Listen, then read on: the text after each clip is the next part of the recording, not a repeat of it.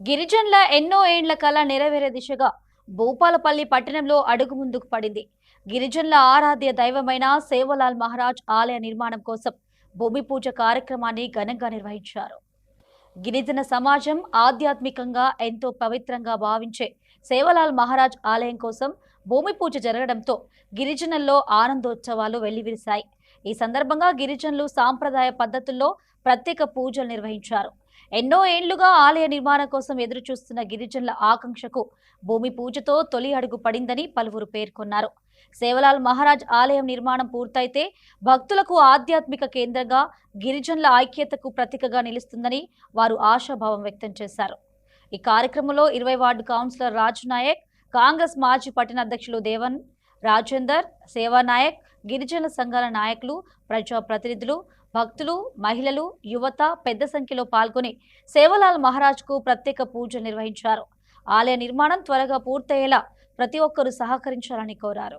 జయశంకర్ భూపాలపల్లి జిల్లాలో ఇక్కడ ఉన్నటువంటి లంబాడి బిడ్డలంతా కూడా దశాబ్ద కాలం నుండి మా లంబాడీల ఆరాధ్య దైవమైనటువంటి శ్రీ సేవాలాల్ మహారాజ్ గారు, అదేవిధంగా మా మేరామయాడి టెంపుల్ కట్టుకోవాలనే కళ సహకారం కోసం ఎన్నో రోజుల నుండి ప్రభుత్వాన్ని కావచ్చు, ఇక్కడ ఉన్నటువంటి సింగరేణి కావచ్చు, ఎన్నో మార్లు అప్పీల్ చేసినా కూడా ఈరోజు ఇక్కడ భూపాలపల్లిలో మెజారిటీగా భూములు కోల్పోయి మెజారిటీగా నష్టపోయినటువంటి గిరిజన బిడ్డలు అందరూ కూడా మా ఆరాధ్య దైవమైనటువంటి సేవాలాల్ మహారాజ్ టెంపుల్ ఒకటి జిల్లా హెడ్ క్వార్టర్లో కావాలని చెప్పి అనేక రోజుల నుంచి అనేక సందర్భాలలో కలెక్టర్ గారినే కావచ్చు, అప్పుడు ఉన్నటువంటి ఎమ్మెల్యే గారినే కావచ్చు, అందరికి కూడా ఎన్నోసార్లు రిక్వెస్ట్ చేసుకుంటే కూడా వాళ్ళు పట్టించుకోకపోగా ఈరోజు ప్రభుత్వం రేవంత్ రెడ్డి గారి ప్రభుత్వం వచ్చిన తర్వాత సేవాలాల్ గారి జయంతిని ప్రభుత్వ కార్యంగా నిర్వహించాలని చెప్పి తలపించి భూపాలపల్లి జిల్లాలో 2 మార్లు కూడా ప్రభుత్వ ఖర్చులతోని 2 సార్లు కూడా భోగ్ బండారో కార్యక్రమం నిర్వహించుకోవడం జరిగింది.